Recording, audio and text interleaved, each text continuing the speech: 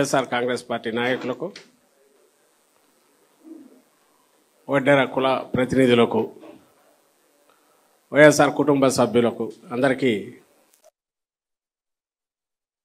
మీరు ఇక్కడ ఈరోజు సందర్భమేమో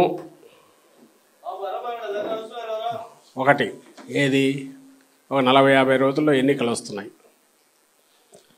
ఈరోజు మొత్తం పార్టీ కింద స్థాయి కార్యకర్తల వరకు, పార్టీ అభిమానులు,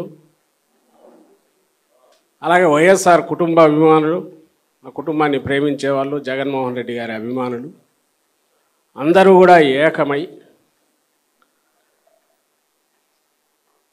5 ఏళ్ల క్రితం అంటే 2019లో ప్రజలు రాష్ట్రంలోని 5 కోట్ల మందిని ప్రాతినిధ్యం వహించే 3.5 కోట్ల మంది ఎంతమంది ఓటర్లలో మనకు 50% మంది వైఎస్ఆర్ కాంగ్రెస్ పార్టీకి ఆశీస్సులు ఇస్తే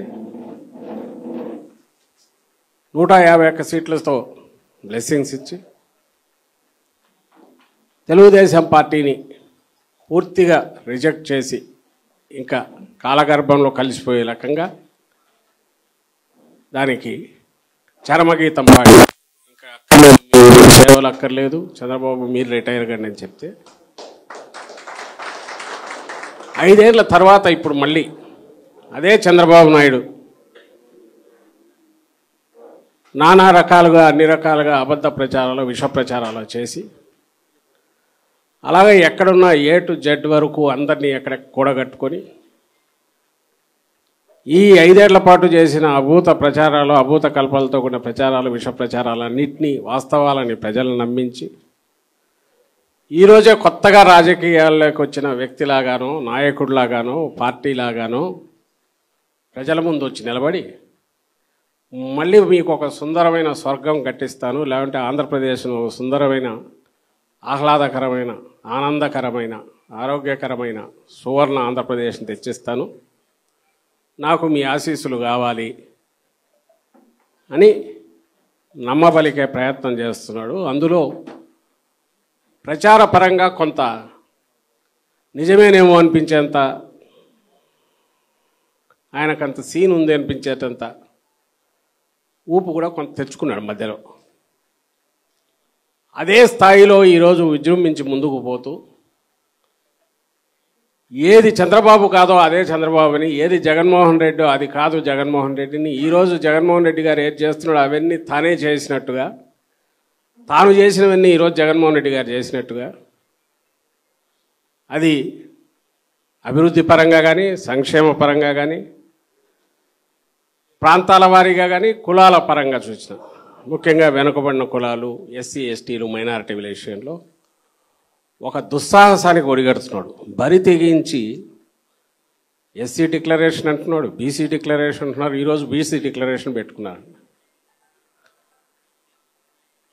ఇది కొత్తగా పార్టీ పెట్టిన వాళ్ళు లేక అధికారం లేక ఎప్పుడు వచ్చే అవకాశం లేని కమ్యూనిస్ట్ పార్టీలు లాంటివి ఎవరన్నా పెట్టుకుంటే అర్థం ఉంటుంది. అంటే మేము వస్తే ఇదిగో పొడిచే వాళ్ళం అని చెప్పడానికో, మాకు అవకాశం వచ్చి ఇంత చూపించే వాళ్ళ మీద చెప్పడానికో అవకాశం ఉంటుంది. నువ్వు 3 సార్లు ముఖ్యమంత్రి, 14 ఏళ్ళు ముఖ్యమంత్రిగా ఉండి ప్రజలు అవకాశం ఇచ్చిన ప్రతిసారి, సరే 95లో అంటే నీ సొంతం కాదు, మీ మామను దించో, వెన్నుపోటు పొడిచో కబ్జా చేసుకున్న అధికారం కాబట్టి అనుకోవచ్చు. 95లో, 99లో వచ్చాడు, 99 నుంచి 2004 తెలియదులే అనుకోవచ్చు. ఎందుకంటే అంతకుముందు ఉన్న పాలకపక్షాలు కానీ ఏదో సంప్రదాయ పద్ధతిలో పాలించుకుంటూ పోయినారు. ఎప్పుడో ఇందిరాగాంధీ తెచ్చిన రిజర్వేషన్లో, ఆమె తెచ్చిన భూ సంస్కరణల చట్టము, ఇట్లాంటి వాటిని అమలు కావడానికే ఏళ్ల తరబడి పట్టింది. సామాజికంగా కానీ, రాజకీయంగా కానీ అట్టడుగు వర్గాల ఎంపవర్మెంటు దాని విషయమై సీరియస్గా ఆలోచించాల్సిన అవసరం లేని రోజులు. సరే తెలియదులే, 99 2004 మధ్య సంప్రదాయ పద్ధతిలోనే పాలించినాడు, ఏదో వీలైనంత అధికారం ఉంది కాబట్టి సంపాదించుకోవాలని చూశాడు అనుకుంటే 2004 నుంచి 2009 మధ్య రాజశేఖర రెడ్డి గారు ఇదిగో పాలన అంటే ఇట్లుండాలని చూపించారు. పరిపాలన అంటే వచ్చినామా, పాలించినామా, లేదా అది గవర్నమెంట్లో ఉన్నామా, ఎంజాయ్ చేసినామని కాకుండా నిజంగా సమాజంలో మార్పు తీసుకురావాలా, విద్యా వైద్య రంగాల్లో, వ్యవసాయంలో, కీలక రంగాలు ఏవైతే మనకు ఆయువు పట్లో, అలాగే ఆ ఆయువు పట్లకు ఆధారమైన అట్టడుగు వర్గాల వాళ్ళందరికీ సాధికారత తీసుకురావాలా అనే ప్రయత్నం తొలిసారి ఓ జాతీయ పార్టీలో ఆయనకున్న అడ్డంకులు పరిమితులకు లోబడి కూడా కొట్టొచ్చినట్టు కనపడేట్టు ఆ 5 ఏళ్లలో చేసి చూపించారు. అందుకే ఈ రోజుకు ఆయన చనిపోయి 15 ఏళ్ళు అవుతున్నా ఇప్పటికీ కోట్లాది మంది, అసలు తెలంగాణలో ఇక్కడంటే మనం ఉన్నాం అనుకోవచ్చు, తెలంగాణలో మన పార్టీ కూడా మనం వాడి నుంచి ఇంకా డివైడ్ అయినాక ఇక్కడికి వచ్చేసాం, అక్కడ పెద్ద ఇంట్రెస్ట్ చూపకపోయినా ఈ రోజుకు కోట్లాది మంది హృదయాల్లో చెరగని ముద్రేశారు. జాతీయ స్థాయి స్వాతంత్రోద్యమ నాయకులతో కూడా పోల్చుకొని కూడా ఈ తరం నాయకులు ఎవరంటే రాజశేఖర రెడ్డి గారి పేరు వస్తుంది. ఇది ఎందుకు చెప్తున్నా అంటే 2009లో ఆయన హఠాత్ మరణంతో జరిగినవన్నీ చూసిన తర్వాత అయినా ఓహో ఇట్లా పాలిస్తే జనం గుర్తుపెట్టుకుంటారని ఆలోచించింటే చంద్రబాబు నాయుడు అదృష్టం ఏదో తలుపు తట్టి ఆయన మోడీని పట్టుకోవడం, ఈ పక్క పవన్ కళ్యాణ్ భుజాల మీద ఎక్కడం, ఆ పక్కన మోడీ భుజాలు ఎక్కడం. అంతకుముందు 99లో ఎట్లయితే వాజ్పేయి గారి పుణ్యాన కార్గిల్ వారు అనుకున్నాడు, ఈసారి మోడీ గారి పుణ్యాన ఈ పవన్ కళ్యాణ్ పోటీలో దిగకుండా ఆయన పక్కన ఉంటే అవి ఓట్లన్నీ కలిపి అత్యవసర దీంతో 2014లో ఇంకొక అవకాశం ఇచ్చారు. అది కూడా ఎలాంటప్పుడు స్టేటు అన్యాయంగా డివైడ్ అయిపోయి ఒక కొత్త స్టేటు, ఒక సవాళ్లతో కూడిన పరిస్థితి, అనుభవజ్ఞ నాయకుడు ఉంటే బాగుంటుందని కొంత అనుకొని ఉండొచ్చు జనం. ఏ కారణాల వల్ల అయితే 1% ఓటు తేడాతో 3 లక్షలు 4 లక్షల ఓట్ల తేడాతో తన్నుకొని వచ్చి పడినాడు. ఇంకా అది నిజంగా లైఫ్లో లాస్ట్ ఛాన్స్ ఆయనకు వచ్చింది. అప్పటికైనా సరే 9 వరకు చూసినాం కాబట్టి రాజశేఖర రెడ్డి ఇట్లా చేసి ఆయన నిలబడిపోయినాడు చరిత్రలో. మనం కూడా అవసాన దశలో ఉన్నాం. ఈ 5 ఏళ్ళు ఏదన్నా మనం కాస్త చేసి ప్రజలకు మళ్ళీ పోయి మళ్ళీ ప్రజల బ్లెస్సింగ్స్ తీసుకొని నా కొడుకుని తెచ్చుకుందాం, ఇదన్నీ ఆలోచించితే బాగానే ఉండేది. మరి 14-19 మధ్య ఏం చేశాడు?